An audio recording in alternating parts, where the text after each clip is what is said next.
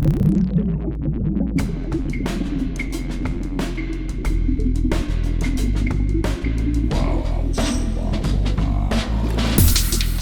listening to ArTEEtude, a podcast with artists created and produced by Detlef Schlich, a visual artist and ritual designer, living and loving in West Cork, and best known for his essay about the cause and effect of shamanism, art and digital culture.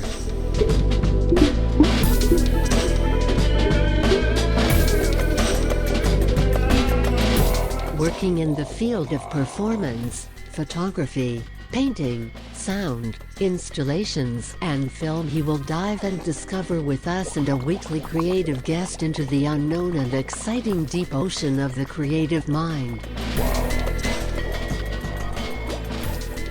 This is Detlef Schlich, and today we dive into the unknown and unexpected deep ocean of the creative mind with Dory. What's your second name, Dory? Ableman.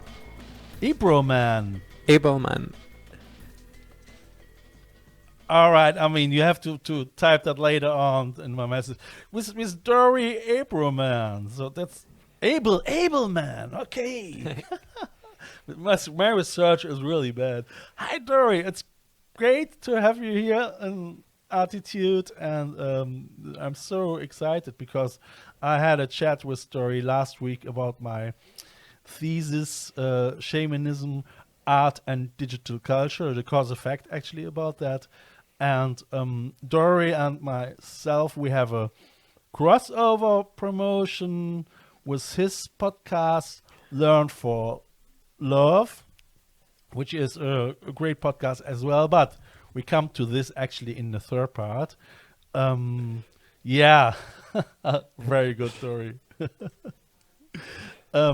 It's actually the first time that we gonna record that via Skype, because Dory is not in Ireland, West Cork. He's sitting in close to Toronto, actually in Canada. He's part of this media group, of this Learn for Love media group, as well as he is studying bioinformatic. It is actually somehow already my cup of tea as digital shaman and transodin. Wow. So I'm looking forward to speak with him about this subject in order to understand how art informs science, how science informs art, and especially how bioinformatic informs art and science, and vice versa. And so I've got in my background, and that Dory asked me, "What do you have in my background?" So Dory, what do you think I have in my background? You have a whole bunch of pictures related to bioinformatics. You have sample prep, which I can see on the bottom, like with those purple gloves. I've done that before. It looks like they're holding a tube with DNA. You have a whole bunch of graphs of mutations or different parts of the DNA, which I've made before in a software package called R. And then you have a question mark made of DNA. That's kind of cool. I wonder what that's about. First of all, hi Dory. So I think it's really great to have you here. Hello. So introduce yourself maybe a little bit if you want. Yeah. Thanks so much for having me here. Hi, my name is Dory, and I am based in Toronto, Canada. I'm currently pursuing my master's degree in bioinformatics. And I also help to run a podcast called the Learn to Love podcast, all about building healthy and strong relationships based on psychology and neuroscience. Thanks so much for having me here. Which is very interesting. Yes, I'm really looking forward for our 3-part chat. So it's amazing. It's great. I love this idea to starting a podcast. I mean, we both come from this direction that we didn't know really what to do due to the COVID, and I think we both started with this idea to create a podcast. So how long is your podcast existing now? Since July, middle of July. So it's been about 2 months now, but we already have about 22 episodes. So we're making progress. All right. Okay, cool. So, but we come to that in the third part. First part is actually just about science, art, and bioinformatics. I researched a little bit, and I came along actually. So a thing where I have to ask you: are you a biopunk? What do you mean biopunk? I researched biopunk is actually it's a subgene of science fiction, closely related to cyberpunk that focuses on the near future, the consequences of the biotechnology revolution following the invention of recombinant DNA. So, Oh, interesting. yeah, absolutely. I mean, I love it. It's quite dark, and it is a side thing from cyberpunk. Actually, I don't know how well you're informed about cyberpunk. No, I don't know about cyberpunk, No, but I do know about no. recombinant DNA. I could talk about that. I could explain how that works if you're interested. Wow, absolutely. So because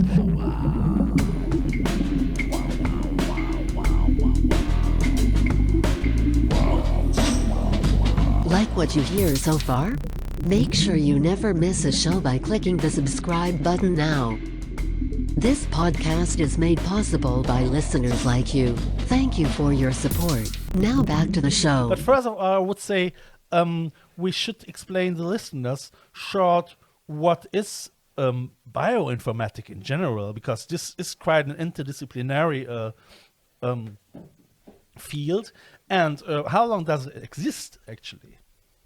Yeah, so bioinformatics has been around since the dawn of computers, I'd say in the 1960s and 70s. A lot of the formulas that were invented then are still used in part today, but it became especially popular over the past 20 years with more technology, a lot of growth in computer power, and also a much deeper understanding of DNA in general. Yeah. It's. I mean, it's really mad. It's a combination of biology, computer science, informatics, engineering, mathematics, and statistics. Isn't Yes. it? To analyze and interpret the biological data. Yes. Like the data behind you in those pictures, those circle graphs. It is actually this is art. What you see in the background, it is. I was researching a little bit about what is there any art which represents bioinformatics, and what you see is they call it circular genome map canvas prints, and you can buy them online. Actually, it's quite interesting. So Wow. if you're really getting lost, and if you're looking for a new job as artist or whatever, you can use all your experience and the other ones that are circular genetic maps as well. Mhm. And I found another one that was a DNA question mark on canvas. So, but it's not at the back, you know. I put it probably in the video description on YouTube in the later stage, where I put as well images from Dory. He does painting as well. And what you say? What was watercolor or oil? I think Acrylic. the paintings they look for me very oily. I mean, Oh, I used yeah. acrylic for the ones I sent to you. But yeah, I like oil too. Yeah, I just like acrylic because it dries faster. sure. Uh, yeah, man. I mean, that's really so. So you're gonna do your master now in bioinformatics, and you don't know a lot about writers from the science fiction in regarding biopunk and this subject actually. Yeah. No, So I'm not familiar with that. You never heard of it. I mean, I must say, I researched today about that, and I must have a look where I'm gonna have it here. It is I just read it out. So biopunk is a portmanteau of biotechnology or biology and punk. It's a subgene of science fiction that focuses on biotechnology. It is derived from cyberpunk, but focused on the implications of biotechnology rather than information technology. Biopunk is concerned with synthetic biology. It is derived of cyberpunk involving biohackers. So you're not a biohacker either, right? I'm not a biohacker, but I'm familiar with what that is. So what is your speciality actually? So then, I work essentially with genetic data from people who have cancer to learn about what's going on in their bodies and which drugs could be the most effective for them. Also things like how we can learn who's going to get better, who's going to get worse, how we need to adjust the medication, all that. I'm trying to discover what we can learn essentially from the DNA of people who experience some forms of cancer. Wow. Are you researching on your own, or are you working for a company? I work for a university group essentially, and it's a lab. It's a collaboration with many labs, and yeah, it's a lot of people. But also just in general around the world, there's a lot of people who work on this and collaborate together. Probably a lot of that happens online as well, doesn't it? I mean, yeah, through meetings on yeah, also like Skype and phone calls and sharing papers. Did you start with it before COVID, or was it just coming out? I mean, probably nowadays it's more popular, but how was it in 2019, for instance? The field was very similar to what it is now. So I was working on it before COVID too, but a big difference now is a lot more things are online. For example, we used to have a lot of in-person conferences, like you would fly out to Europe from North America or to another city to meet people. But now a lot of those conferences are just being held online, which I think is actually really nice because the fees have gone down a lot too. You no longer need a plane ticket to go to a conference. Absolutely, yeah. I mean, you're far more flexible, aren't you? Yeah, and a lot of it's also recorded now, and they just put it on YouTube or something for you to learn about it later. It's mad, isn't it? Information is definitely becoming more accessible, I'd say, today.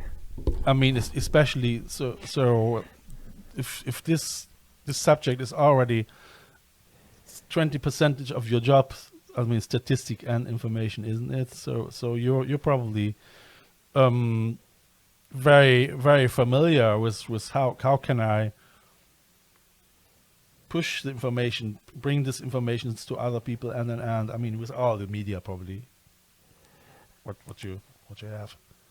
Yeah, I wouldn't say media so much as much as like also just emails, like emailing information, asking questions, arranging meetings, like to talk about it. And then usually we share information through journals, like academic journals. So you'll put your data there, and then another group can use that for their own work. Like Lancer, for instance, isn't it? Which one? Lancer, Lancer. I think it's one of the main academical journals. Yeah. Let me search it up. I don't know Lancer, but yeah, there's lots of them that are very big. Probably. That's great. I was wondering if you guys, I mean, for me, for instance, as I read today about biopunk, I mean, I knew as well about biohackers and I mean this science fiction genre, but I didn't research a lot of that. I mean, I started actually the last days, as I had this chat with you about it, going as well back deeper into the subject, because I mean it can be a very dark subject, you know, and I think, I mean, art helps. It's funny. So even if I read this dystopian stories, it touched me still somehow. I don't know why, I have to admit, you know. So what happens to you if you research in this field? I mean, it's very unethical subject, isn't it? I mean, it can, like anything, it's a tool. It can be used for good things or bad things. I can speak, for instance, about biohacking. So there's this whole idea today that you can change the DNA of an organism through this recombinant technology, which you were talking about. But the idea is you can change the DNA. So in some cases, you can use it for good things. For example, if there is DNA that causes a disease, you can change that DNA so that they don't get the disease. For example, with CRISP, no? CRISP. That's SPR, yeah, CRISPR-Cas9. It's a technology where a bacteria essentially changes the DNA based on an enzyme, based on a tool that bacteria use to protect themselves from viruses. But the thing is, how you change the DNA can be used for good or bad, right? So for example, tomatoes, at the supermarket, a lot of them have genes that come from Arctic fish to make them able to grow in colder weather, which increases the length of time you can grow tomatoes, which is good because it makes the cost of tomatoes lower overall. Yeah. But there are people who are trying to use this technology to make themselves more intelligent or have different attributes. It's not as common. I mean, this doesn't really happen in the academic research space. It's more people doing it at home in their garage. But that's what the term refers to. Yeah. So that means that are the biohackers already somehow. They start to experiment with tomatoes, and then all of a sudden the art becomes true, and we got this horror movies, the bio tomatoes strike back, and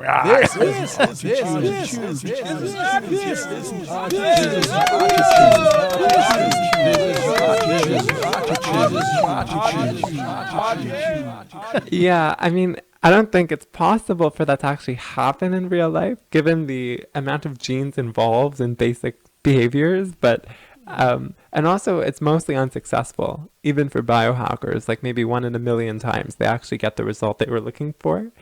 But not yet. I don't know if it's even possible in future, but yeah. Maybe if they start to combine breeding a tomato with a lion or so. And then well, they wouldn't be compatible. You wouldn't get an offspring. Yeah. Sorry, I was joking. Yes. Yeah, but if they were compatible, that would be quite a funny experiment, like interesting thing to see what happens. Yeah, but that's the stuff where movies coming from, and yeah, that's the stuff where art is coming from as well, isn't it? I mean, yeah. And then as well, so it is. I mean, I've got here a quote I would like to read out. It is from Mondrian, Pete Mondrian, so from figurative art and non-figurative art, and he said, "For there are made laws, discovered laws, but also laws, a truth for all time. These are more or less hidden in the reality which surrounds us and do not change. Not only science, but art also shows us that reality, at first incomprehensible, gradually reveals itself by the mutual relations that are inherent in things." So that's, I mean, I find that always very very interesting. I mean how art strikes back. I mean, if like Jules Verne, for instance. So this. When did he wrote his stories? 1800 or so. How many ideas from his stories came true, isn't it? I mean, so if you work on this field, what happens with you sometimes? I mean, if you're sitting there and if you're looking into a microscope. Well, I use a microscope to check on experiments. So sometimes I check to look at cells to see how dense they are, how much they are in a flask, or sometimes I would stain cells. I would like make it so different parts of the cells light up certain colors to see if a drug or a medicine changed something in the cell. But that's really interesting what you said, because in that quote, because it talks about learning from the natural world, which is largely what scientists do. It's finding ways to learn from the natural world and to make associations, to try to derive, in a sense, rules of how things work based on what we see. Yeah.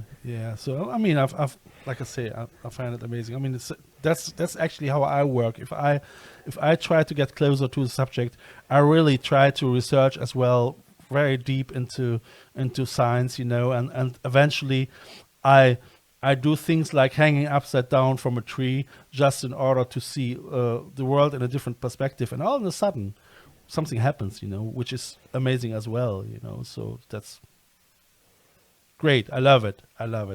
Dory, I thank you very much. I mean, time flies, and we're already at the end of the first part of ArTEEtude. And dear listeners, if you like what you hear, just tune in next time. Take care. Fantastic. Bye. This is a listener-supported show. I feel honored if you subscribe this show. You can follow me non-financial with the following click on one of my Instagram accounts, or subscribe the visual version of this podcast on YouTube via the link below. If you like what you hear, be sure to tune in next Wednesday for the next ArTEEtude talk with a special guest. If you want to leave a donation for a coffee or a bus ticket, just follow the donation link via the ArTEEtude podcast account. Eventually, I would like to thank, through this medium, all my members and listeners of the I Love West Cork Artists Network from all over the world. Just to remember myself that without you, this year couldn't and wouldn't happen.